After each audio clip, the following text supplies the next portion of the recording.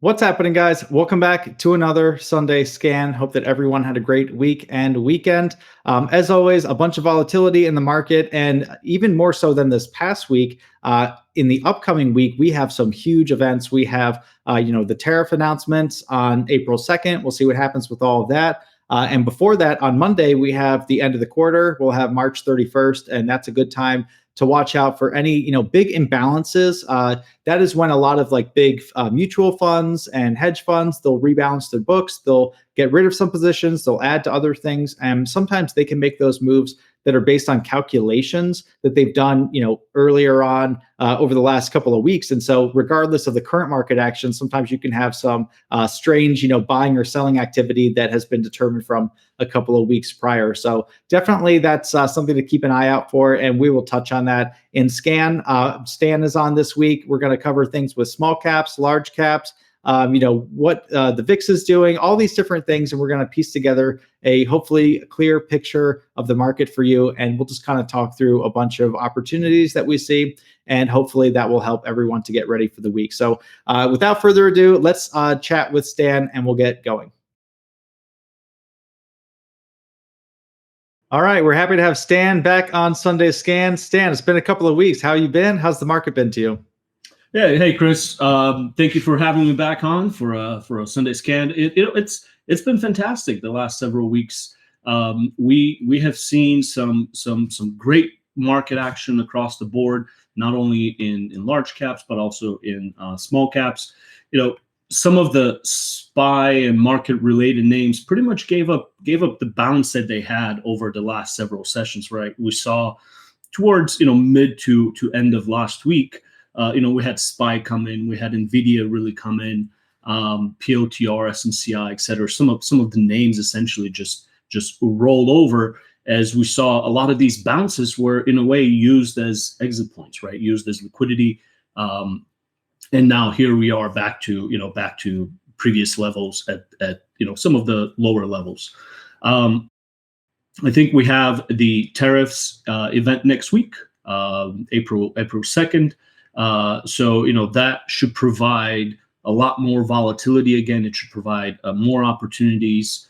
We also, as far as switching gears and moving over to small caps, we saw MLGO move last week, and that thing went from like $2 to over 20, right? You had over 1,000% move. But the important part of that is not the move itself, more so how it impacted the liquidity flow into small caps, right? So, once we had the MLGO move, then you start that influx, you start to see that influx of flow into some of the smaller names, right? You had TNON, you had ALMS, OSRH, POAI, VVPR was another one that was a good midday clear out setup. So a lot of these names came on the back of MLGO, right? When it sparked that interest, because you have the MLGO move, and then next day you have everyone looking for the next MLGO that missed it, and then companies and tickers, they know that. So it's a great opportunity for them to put out a PR, put out something out there. It forces the price higher on the gap, and then they just sell into it while everyone else is trying to find the next MLGO 1,000% plus mover. So for me, that has been important to notice, how we have that environment shift and how we have that liquidity transfer from one name to the other, and then also keeping in mind other parts of the market, such as the quantum names. For me, quantum has been a great trade, swing short over the last several weeks. We had the Jensen conference with some of the names, and then it has been pretty much just steady pressure since then, right? We have RGTI, Rigetti specifically leading the relative weakness. There was some news between QUBT or some PR about a potential buyout or whatever that was with Nvidia. So we'll see what that ends up being. But overall, not much in terms of the narrative has changed in the quantum space. And for me, until the underlying narrative changes, the story remains the same. So I have no problems being there on pops and then just covering into some of the weaknesses.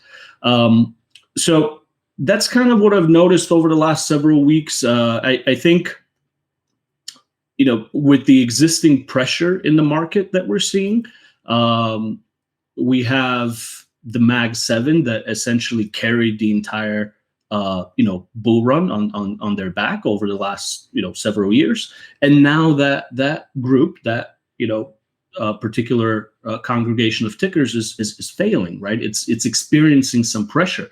So I think for me, I'm looking more so longer term into what could be the consequential impacts of that. Right. So if you have NVIDIA pull back and then all of the other Mag 7s, that's going to cause the semis to pull back, which will trickle down into the Qs, which will spill into the SPY and the general market, and et cetera, et cetera. So I think it's important to keep in mind how some of these events are daisy chained, right? And you have that first push of the domino, and then from that point starts to go there. Now, again, I'm not overly bearish or thinking there's going to be a market crash or anything. No, none of that. For me, more so is recognizing how the environment is shifting, and then what are some possible plays that could come out of that. Because the more I'm prepared now, the better and quicker I'll be able to execute it if and when it comes to fruition. So that essentially has been some of my thoughts over the last couple of weeks, Chris, and yeah, that's great. And there's so many topics to kind of touch on there. Starting from like the general markets, where we've been talking about how during market corrections or during I'll say bearish types of markets, but we're not in a bear market. A bear market is a technical term that means when stocks, like the general stock indexes, are down 20%. We're not there. We're in market correction territory where they're about 10%. But like bear market or market correction type of action is what I'm referring to. And that's when, the vol or like the VIX, gets swiped up super high, equities fall. And then you have these periods of mean reversion. So you have vol come down a lot. You have the market indexes do like a big bear flag. So they rally for, a week, 2 weeks, 3 weeks, vol resets, and then they have their next leg down in the equities. And that's really what we've seen. And then within that, there's just so many pockets. So a couple of weeks ago, maybe 2 weeks ago, small caps were pretty much dead. And then like Stan was saying, you had, a name like MLGO or, one of these that catches people off guard, kind of brings some life back into it. And now you have, small caps being a little bit active again. So that's like one microcosm of the market that has been, active. And that's where some opportunity has been. And then you have like the bigger picture stuff. Stan, like you were saying, like, money coming out of the Mag 7 names. And those are really like the proxy names for US equities.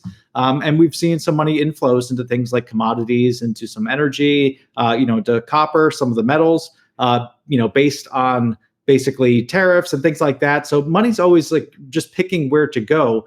Sometimes it's in bonds, sometimes it's in equities, sometimes it goes into cash, sometimes it's in gold.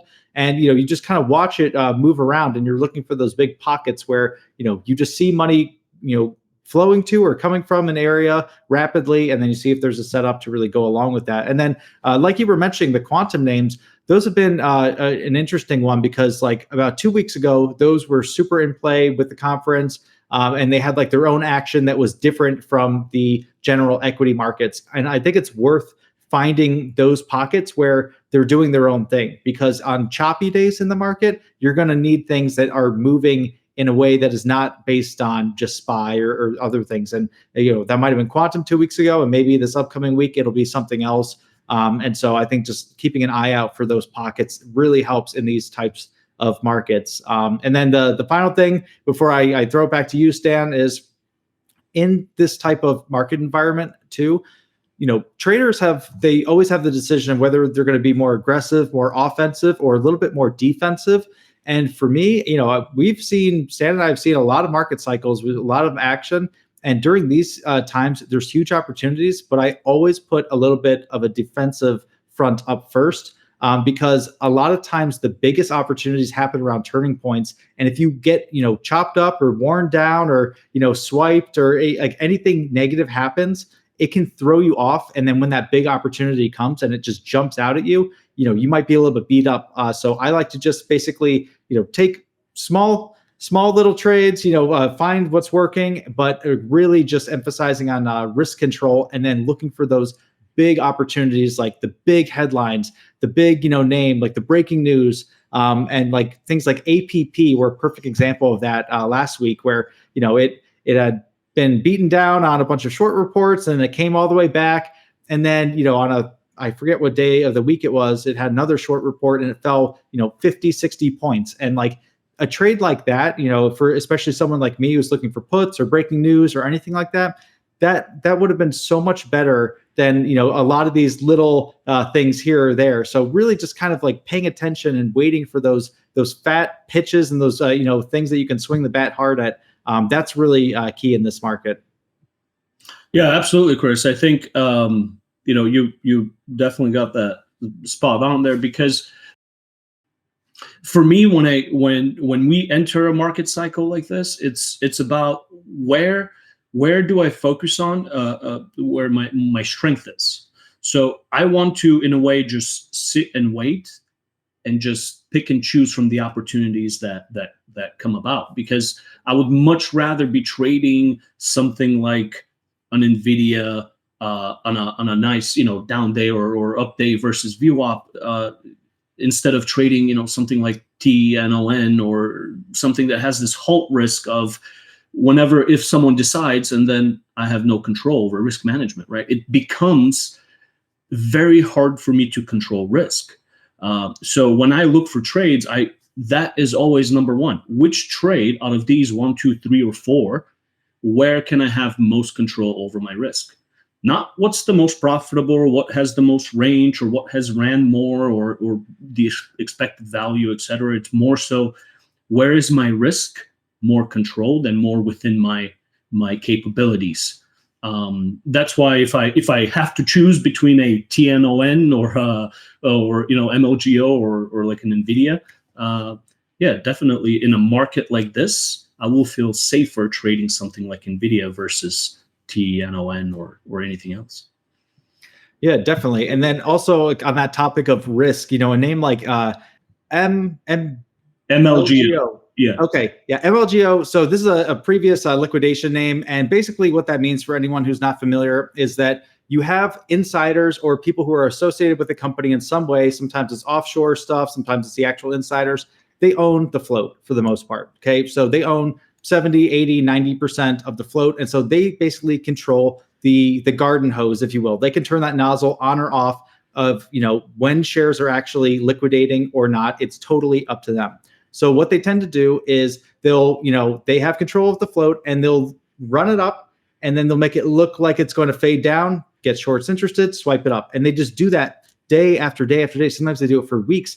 And the whole goal is to trap as many people as possible to eventually cause some kind of short squeeze. And then they turn on the floodgates, they liquidate their shares, and that's when they fall. So I think it's just good to keep in mind that regardless of, normal technical action or anything like that, just have that in the back of your mind that unless they're turning that dial to actually liquidate, that is really what causes that event.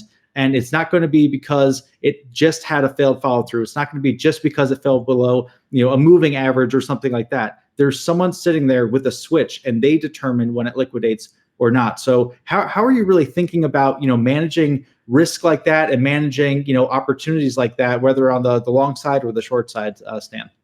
Yeah. So for me, Chris, with a name like MLGO, and then, we'll get to it on scan as well.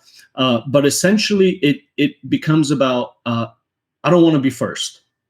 There is no value in me being first, because if I'm first, that means my risk is at max. Because I don't, right? It's in a way, I don't necessarily have any inventory. I don't have anything above that say I'm shorting to keep me safe if I'm trying to be first. So with a name like MLGO, it becomes very important that I negotiate and I give up some of my entry average in order to receive more confirmation, which then allows me to better control my risk. Because if the move that I'm trading, if the trade that I'm after is liquidation trade, then I don't care if I catch it within 30 cents or $1 off the highs. This thing is liquidating, right? I just want to make sure that I'm there at the right time, meaning I don't want to step in front of it, because given the liquidity is so tightly controlled, then it could go from a halt to halt to halt. And even if I wanted to control risk, even if I wanted to get out, I can't. And that's what I mean by how I pick and choose some of these trades, because I want to find the one where I don't put myself in that position where I can't even do the right thing, even if I wanted to. That's a tough spot to be in. So in a way, I would like to have, negotiate and give up some of that entry average in order to receive more confirmation. I would like to size down because I don't need a ton of shares to capture a decent reward on a name like MLGO or a liquidation name. So these are some of the ways that I manage risk on a ticker like that. Yeah, absolutely. And then one other topic I want to touch on before we get into some of the main watches is that on Monday, that is March 31st. So that's the end of the quarter. So usually around the end of the quarter, especially, end of the month, that's a confluence of time when you have big funds rebalancing. And so what that can mean is that regardless of the market action as a whole, sometimes there are predetermined amounts that they have to buy or sell that can be very contra to the current market action. And so what I mean by that is that, let's say Monday we have a big gap down, you have the tariff fears, everyone's getting ready for Tuesday, the April 2nd, or Wednesday. So, you can be in the midst of a more bearish market or like a market correction, and you can have a rebalance where, due to no other factors other than some kind of mathematical, calculation that was done a week ago, you could have $5 or $6 billion of equities to buy at throughout the day on that last day of the quarter. So that's just something to be aware of, because especially people who are locked in, expecting more downside or anything, if you start to notice that the action is like every little dip is getting soaked, or even after big flushes, it's like now it feels like it's a beach ball underwater, that could be some of those equity flows that are piling in on that day. So just be aware that within broader market cycles and everything, you can have pockets where there's forced buying or selling that you just have to be aware of. And again, maybe they, maybe they're not buying on the end of the quarter. Maybe they're actually going to be selling some equities or things like that. So again, just not locking into a bias, but being very aware that like there's certain days, certain key times in the market when you can have big moves that are forced buying or selling, and you just have to make sure that you're aware of that. So that way, if you're wrong on something, if you have puts, if you're short, if you're long on something, and the action is going against it, even if you have this beautiful thesis laid out, and even if you have most of the rest of the cycle, a good read on that, you can have that one day that can really, put a dent in your whole plan. So just be very, very aware of that, especially around those key days. Yeah, no, absolutely. It could change. It could change on a dime. It could be weak all day, right? Weak, and then here comes imbalance at 350, and it recovers the whole move. Yep. Yeah, especially on the key names, because again, what does every hedge fund and mutual fund own? They own Nvidia, Palantir, Apple, Amazon. So you can have those wild imbalances, especially into the close. Usually it's throughout the afternoon, but then a lot of times it'll speed up. So you could have a giant swipe or giant drop on Apple or Nvidia or Palantir or anything like that. So I just want to bring that to the forefront. So I will give the disclaimer now that neither of us are financial advisors, and these are not buy or sell recommendations. Everything that we talk about is for informational and educational purposes only. Stan, let's get into some of the main watches. What do you have on your radar for the upcoming week? All right.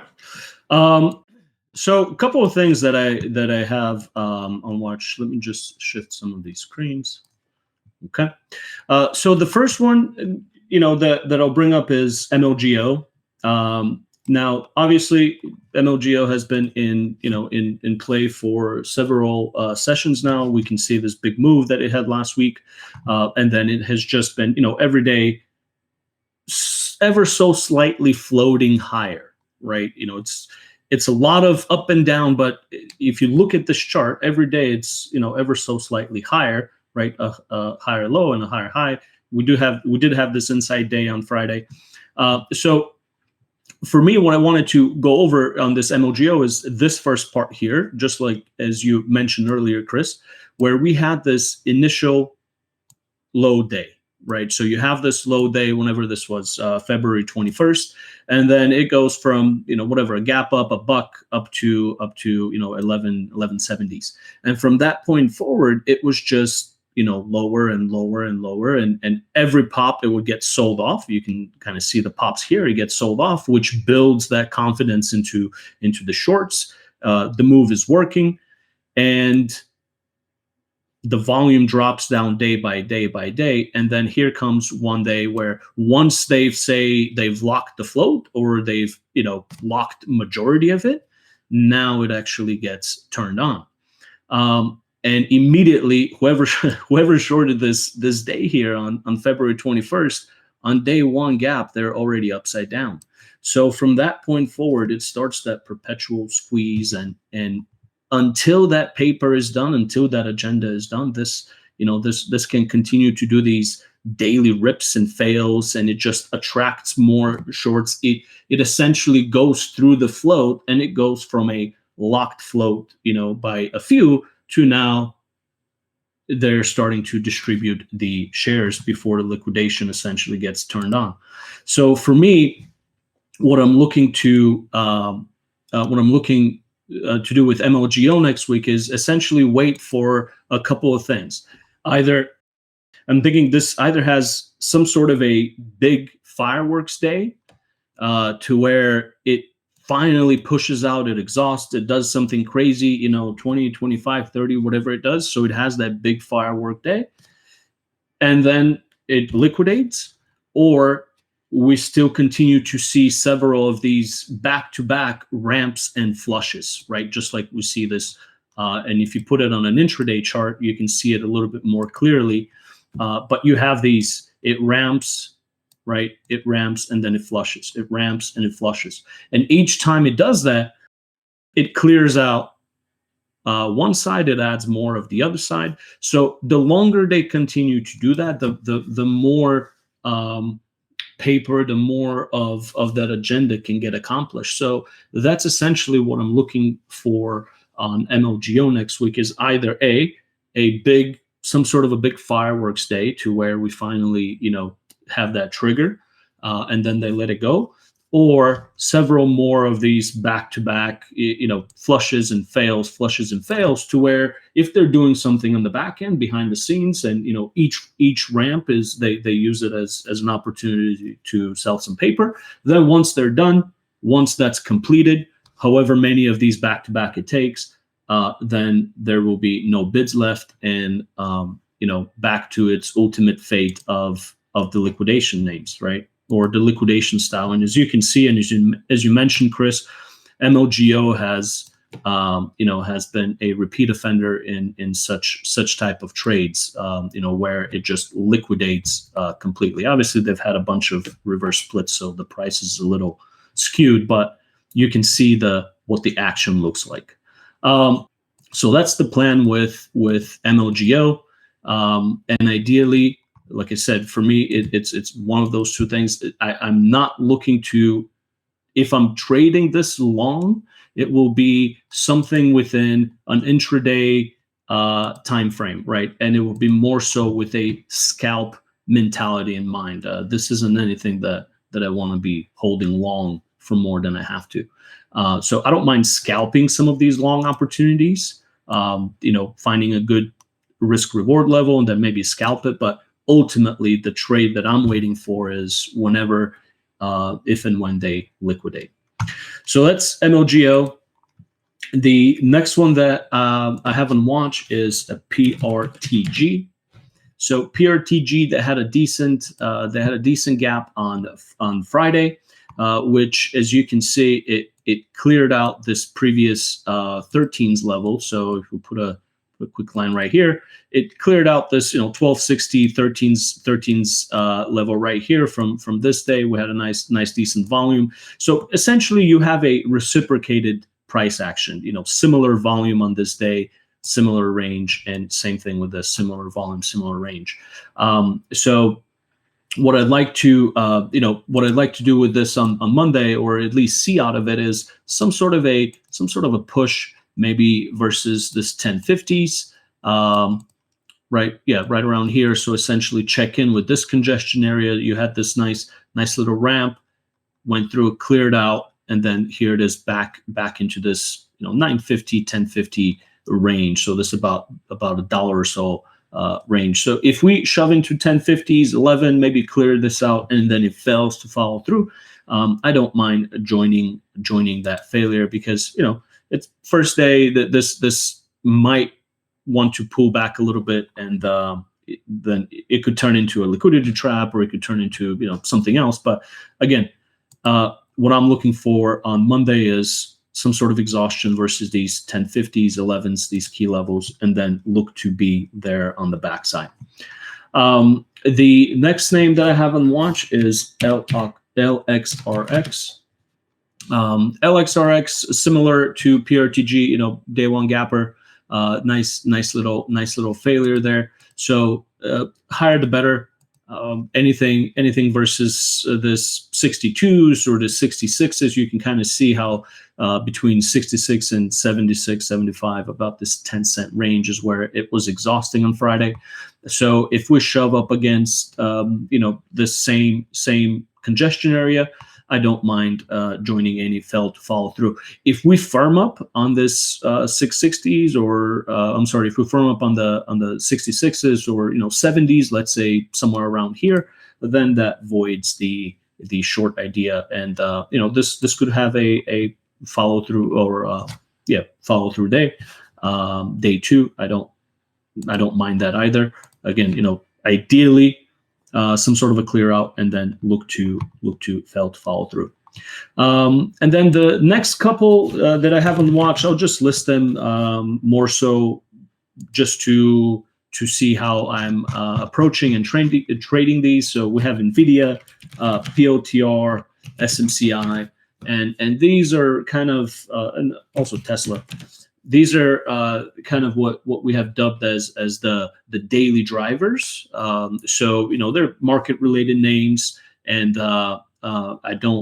they generally offer great opportunities intraday, depending on the headlines, depending on the news and whatever else is happening. But what interests me a lot about these large caps, specifically the NVIDIA, Tesla, SMCI, is they have decent ranges, right? You have this from 110 to 114, and this $4 range, $4.50 range in just an hour or so. So they provide a lot of volatility. They provide a lot of opportunity, to where I'm able to easily concentrate risk exposure where it makes sense, and then capture the reward on the way down, or up if I'm trading this long side. I don't necessarily have a preference here. I'm just after the liquidity pushes. So ideally, with this basket, again, NVIDIA, SMCI, POTR, Tesla, this will be more so market-based, more so headline-driven. So I don't necessarily have a plan one way or another, given these are reactionary trades. But again, I have these levels here on the higher time frame. So if we get some sort of a fast shove against this 111s, and then it fails, I don't mind reacting to that, because I already know that that's a key level. That's been a key level for several sessions now. Similar with SMCI, it's been in a steady downtrend, and also coming up on some pretty key levels here on a higher time frame. On the daily chart, you can kind of see this mid 30s as being support. It essentially where this leg started into their filing decision or whatever they had to do.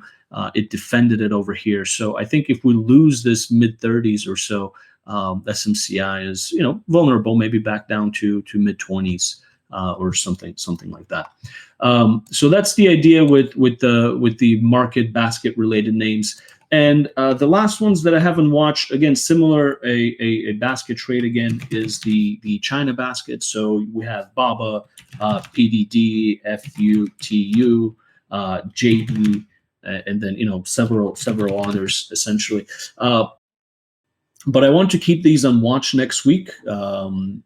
Because for a couple of things we have, as Chris mentioned, quarter end on Monday, and then we also have the April 2nd tariffs headline coming in on Tuesday. So what I'm watching this China basket for, and BABA specifically, we've been consolidating and ranging over the last, say, 6 to 8 weeks in this $20 channel between 120 and 140, give or take. So I will be looking for either a breakout that holds, or maybe if we reject again and then something happens with the headlines, whatever. If it fails to follow through, I don't mind joining that as well. But the moves and the bigger picture trades that I have with the China basket is I can recognize, right? We can recognize this congestion area, and given how the rest of the market is, if you look at SPY, for instance, it looks very, very different than how BABA looks, right? So here is where we have these relative strength and relative weakness type of scenarios in a market where everything else is pulling down. Latch onto or go and try to find the ones that are holding their own, the ones that are holding their ground. And that's where some of the opportunities are. So that's essentially for me with the China basket. Again, more so on watch, more so to react to what comes out based on next week's headlines. And if this thing finally breaks out and it goes crazy, then great, we can join that. Or if we have another reject of the highs and then it fails, or if it loses this 120 consolidation again, it becomes a little bit vulnerable. So we can trade that. But that's pretty much it for me and the watches that I have for next week. And then Chris, I don't know if you have anything for us as well. Great. Yeah. I mean, I have some similar watches there, but I'll just walk through a couple of these really quickly. And like Stan and I were talking before the episode started that, we're going over our watches. We have things that are on our radar, but the action again is very driven by headlines, by what's happening that day. And so, we are ready to abandon any kind of bias or anything just to lock into what we can see and understand in the market on that day.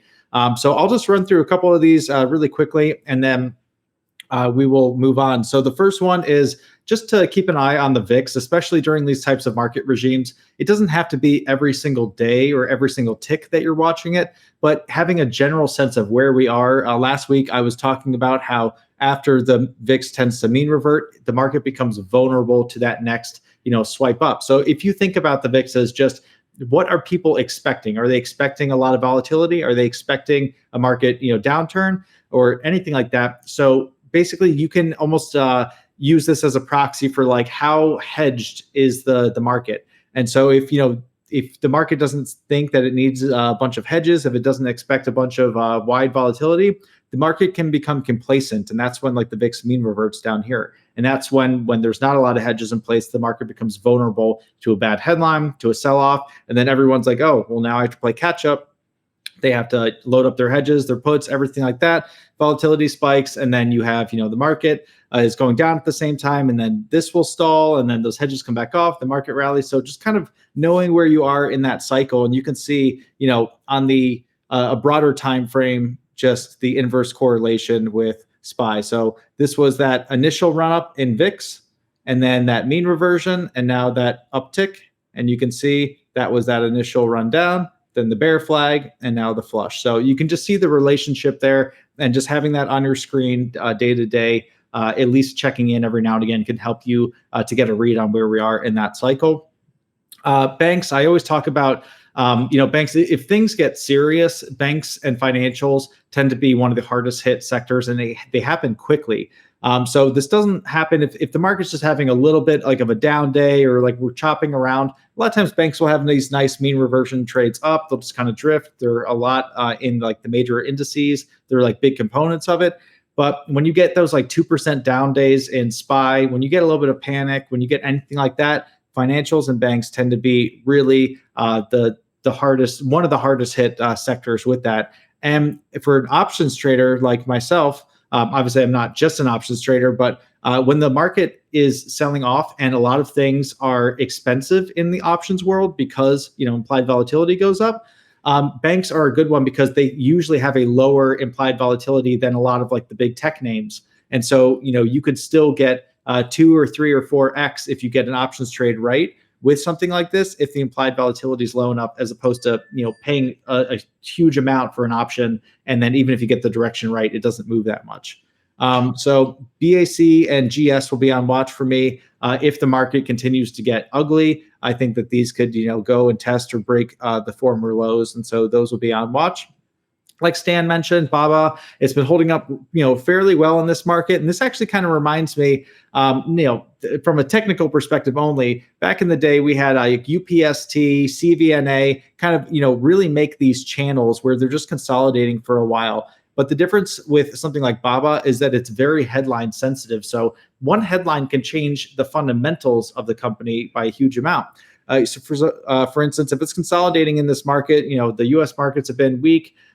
The Chinese markets have been, they had a big run up and now they're kind of steady. It's like, okay, it's waiting for the next news. So right now, if tariffs aren't that big of a deal for China, it might just consolidate. It might have some relative strength. Maybe some money's flowing there. But one headline and they say, we're going to threaten to double tariffs or something like that, that changes the fundamentals, it changes the business, and you could have those big drops. So just a good name to have on watch, and knowing that it's a very headline sensitive name, that's always a positive.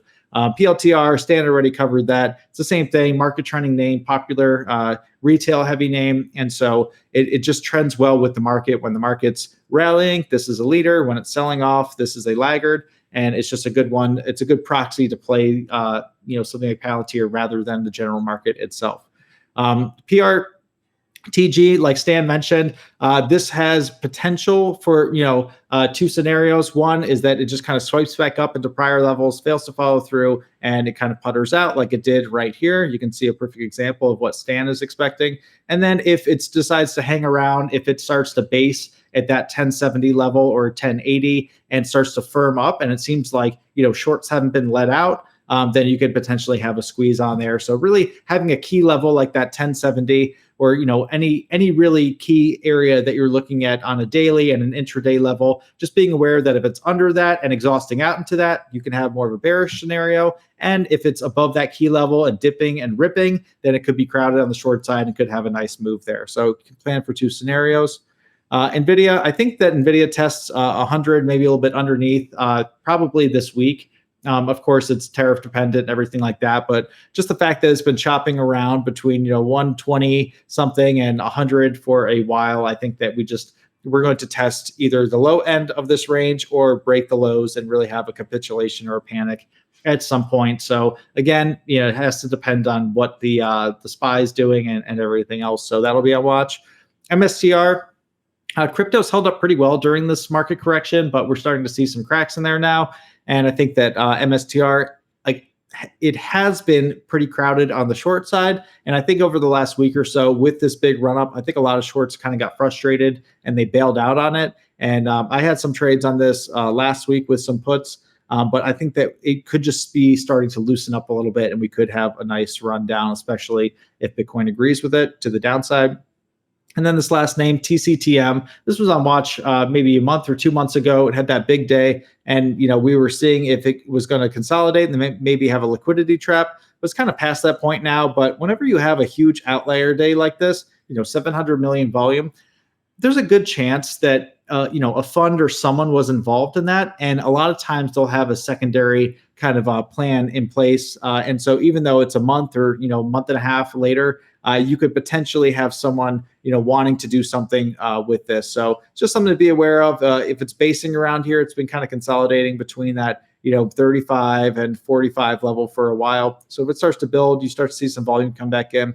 maybe you have a nice long squeeze out or a big move to the upside there. So those are the main names that I really want to go over. And again, in this type of market, I'm leading with a defensive mindset. I just want to keep capital in play. I want to be patient, wait for really good setups, and then put my risk there, as opposed to trying to trade everything. And this is a stupid story, but I think that this is a good analogy for this market. And there was a story of a kid walking down a beach and kind of picking up all these seashells that he is seeing, and it's like a bunch of broken seashells. They're kind of okay, and he's just filling his hands with these, and then all of a sudden, like a giant like the giant starfish thing like washes up on the beach, and the kid runs over to it and then runs back to his parents and runs over to it and runs back to his parents. And his parents are like, "Why don't you grab it?" And he's like, "I can't, because my hands are full of these shells."